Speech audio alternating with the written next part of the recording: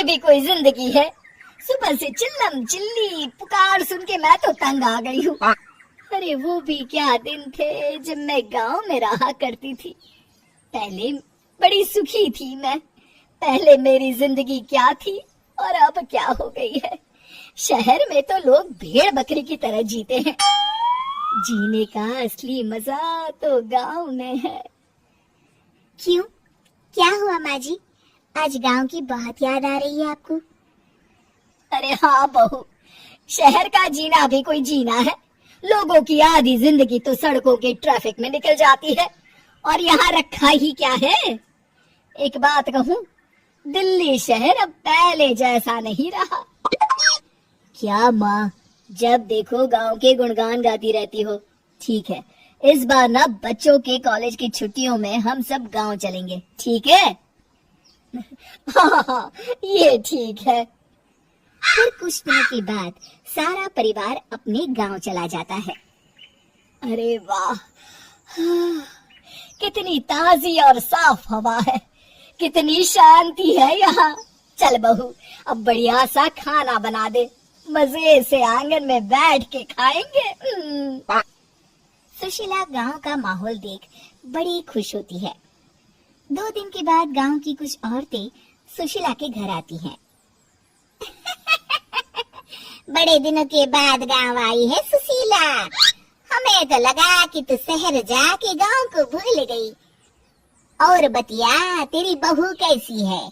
जरा मिलवा तो उससे। अरे मेरी बहू तो लाखों में एक है। बड़ी किस्मत वाली हूँ मैं जो मुझे जानकी जैसी बहू मिली है। हमेशा मेरी सेवा में लगी रहती है और आज तक कभी पलटकर जवाब नहीं दिया उसने। सुशीला की बातें सुनकर सभी औरतें हंसने लगती हैं।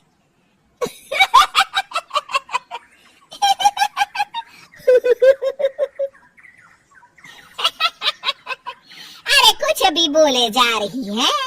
तबीयत तो ठीक है? तेरी बहू चांद से आई है क्या? क्यों बहनों, दुनिया की कोई भी बहू अच्छी होती है क्या? सब औरतें ममता की हाँ में हाँ मिलाती हैं।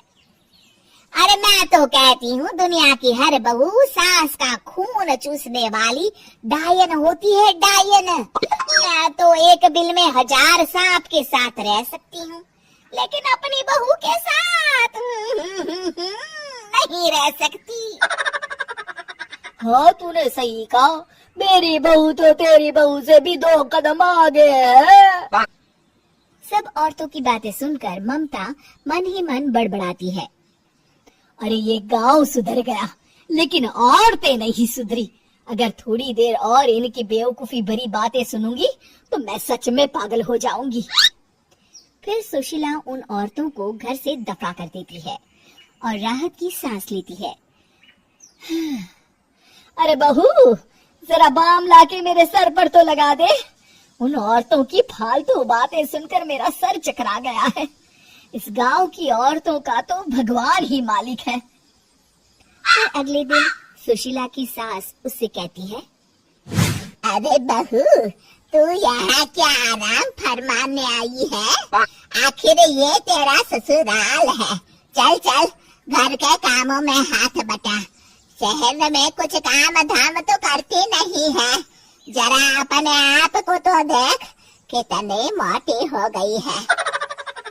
सारा दिन घर का काम करने के बाद शाम को सुशीला, हाय मेरी कमर, हाय मेरे पैरों ने तो जवाब दे दिया।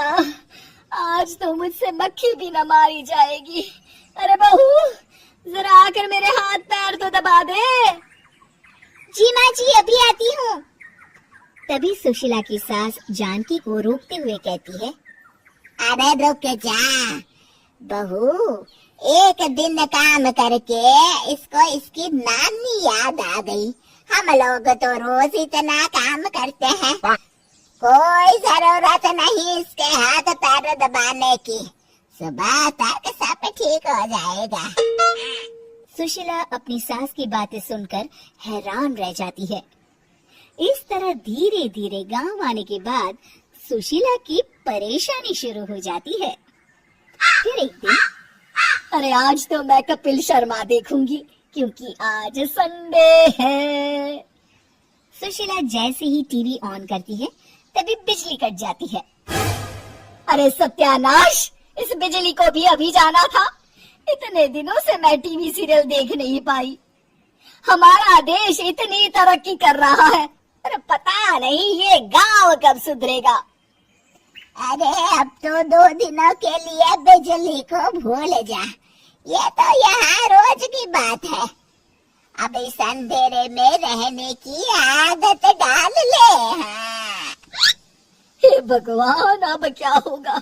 ऊपर से इन मच्छरों ने जीना हराम कर रखा है। दूसरी तरफ घर के काम कर करके और बिना किसी सुविधा के सुशीला तंग आ जाती है और उसे शहरी जीवन याद आने लगता है। क्यों माँ, मजा आ रहा है ना? अरे आपने ऐसी सूरत क्यों बना रखी है? मुस्कुराइए, अब हम गांव में हैं। मोहन के साथ जानकी भी अपनी सास की खिंचाई करती है। हाँ हाँ माँ जी, आप ही तो यहाँ की बड़ी तारीफ कर रही थी। फिर अभी तो कुछ ही दिन बीते हैं, वैसे भी अब तो आप यहीं रहने वाली हैं ना? अरे नहीं नहीं बहू, मैं एक दिन और यहाँ रुकी तो मर जाऊंगी। मुझे शहर ले चलो। क्या दिन थे, कितनी सुखी थी मैं वहाँ। ठीक है माँ, हम कल ही वापस शहर चले जाएंगे।